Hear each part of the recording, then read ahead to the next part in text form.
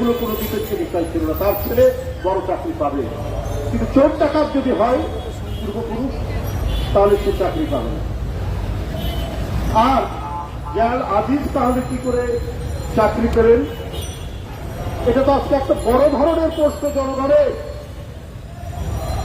আপনি প্রধানমন্ত্রী মনে করেছেন যে আমার জনগণ লাগবে না, ভোট লাগবে না, নির্বাচন লাগবে না, অবাধ সুষ্ঠু নির্বাচনের কথাটা আমি মাটির মধ্যে কেড়ে দেব,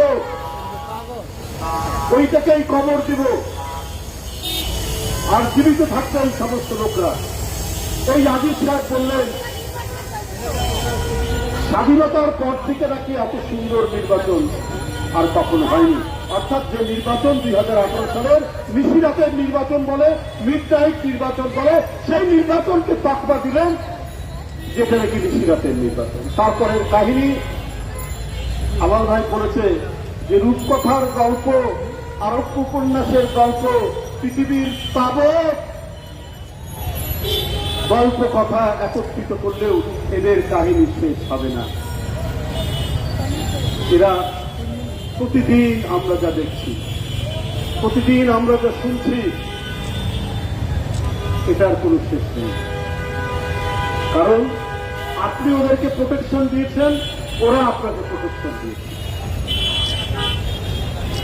আর আপনার ভয়ে,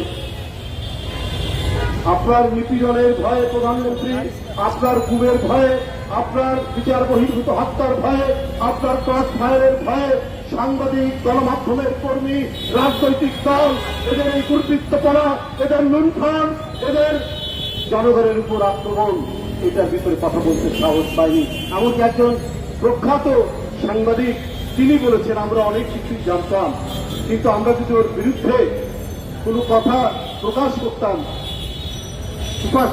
করতে আমরা ভয় পেয়েছি, কারণ আমাদের পাশে সরকার থাকবে না। সরকার থাকে বেনজিরদের পক্ষে, সরকার থাকে আজিজদের পাশে। যে দেশে, সেই দেশে গণমাধ্যম, সেই দেশে সংবাদপত্রের স্বাধীনতা, সেই দেশে মানুষের নিরাপত্তা, সেই দেশে সাংবাদিকদের নিরাপত্তা যে থাকতে পারে না, সেটা আবার প্রমাণিত। বন্ধুরা আমার, এই তো হল পরিস্থিতি। এইভাবেই তো এই দেশ পরিচালনা করছেন শেখ হাসিনা। গায়ের জোরে যখন যা করা দরকার সেটাই তিনি করছেন। কই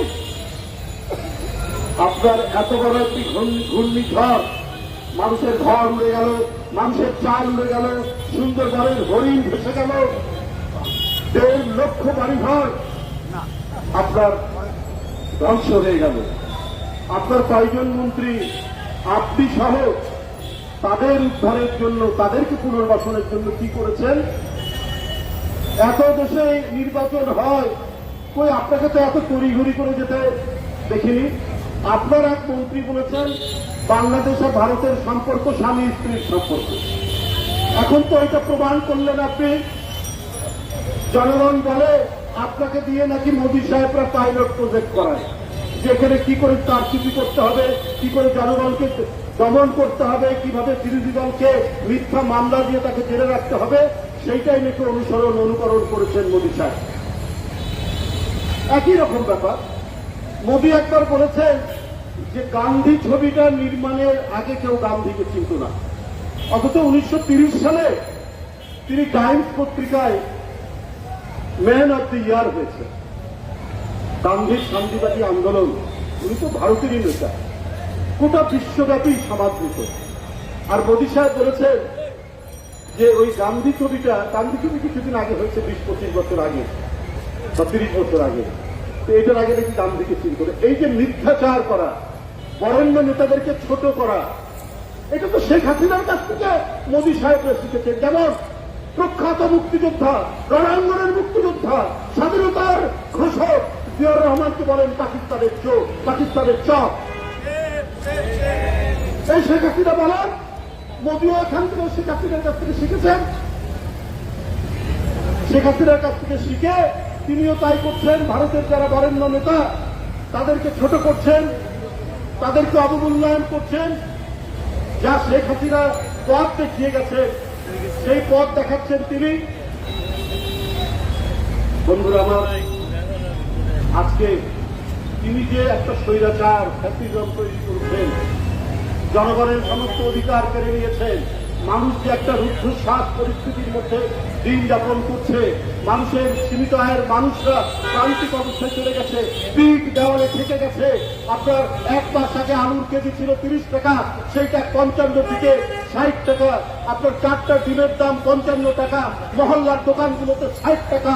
যে এই পরিস্থিতি তৈরি করে যে মানুষকে ক্ষুধার্ত রেখে একমাত্র মোদীকে সন্তুষ্ট করার জন্য দেশ ছেড়ে 3 ঘন্টা ঢাকা এয়ারপোর্টে সমস্ত বিমানকে আপনার বন্ধ করে দিয়ে তিনি দেখা করতে গেলেন তার গুরুর কাছে। তার গুরুর কাছে দেখা করতে গেলেন শেখ হাসিনা। তাহলে আমরা কি বুঝবো?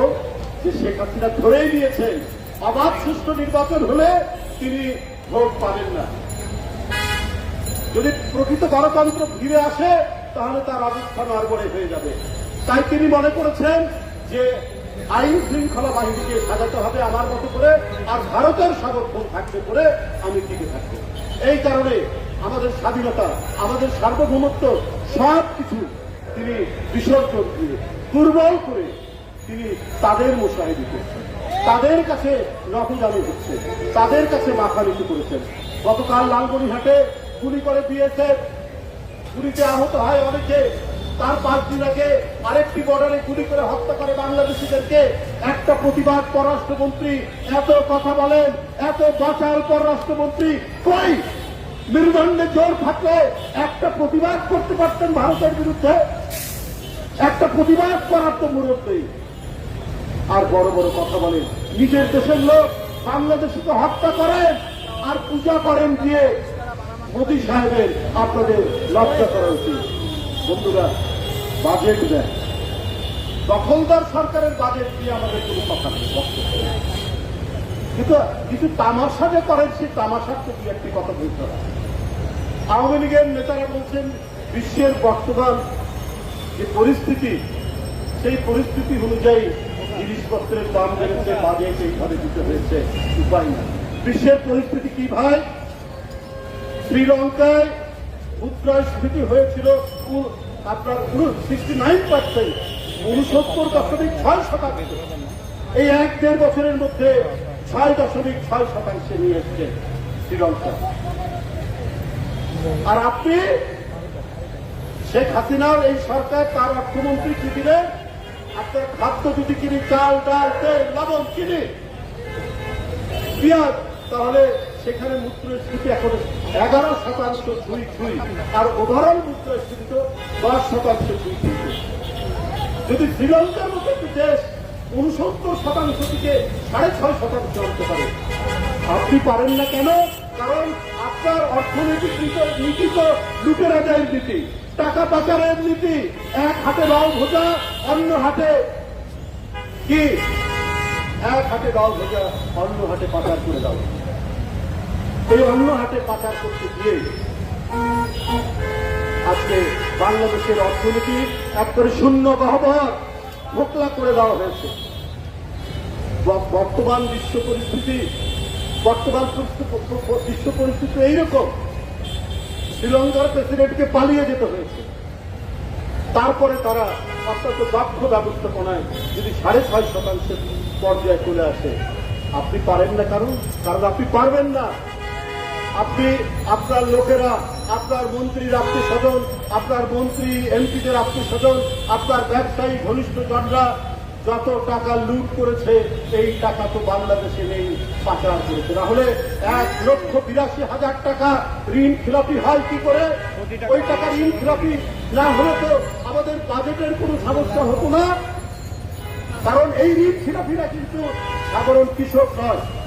যারা আলু চাষ করে, যারা টমেটো চাষ করে, যারা পেঁয়াজ চাষ করে, তারা ঋণ খিলাপি হয় না। ঋণ খিলাপি হয় বড় বড় আপনার শিল্পপতিরা, এবং তারা সবাই আওয়ামী লীগের লোক, তারা সবাই আওয়ামী লীগের সাথে সম্পর্কিত। তারা টাকা নেয় কোনো নিয়ম ছাড়া, কোনো আইন ছাড়া, বেআইনি ভাবে এমডিকে ধমক দিয়ে, বোর্ডকে ধমক দিয়ে তারা ঋণ পাস করে নেয়। পাস করে নিয়ে সেটা আপনার এত টাকা ঋণ খিলাপি। চারিদিকে তো আপনি গরিলুকের নীতি গ্রহণ করেছেন। হরিলুটের নীতি গ্রহণ করে আপনি দেশ পরিচালনা করবেন আর অর্থনীতি ভালো হবে। কিন্তু বর্তমান বিশ্ব পরিস্থিতির কথা বলে, বর্তমান বিশ্ব পরিস্থিতিতে কোথায়? পৃথিবীর অন্যান্য দেশে তো মুদ্রাস্ফীতি বাড়েনি। আপনার পুতিন যে যুদ্ধ করছেন, সেই যুদ্ধের পরেও ইউরোপে মুদ্রাস্ফীতি হয়নি। আমেরিকায় বেকারত্বের সংখ্যা সবচাইতে কম।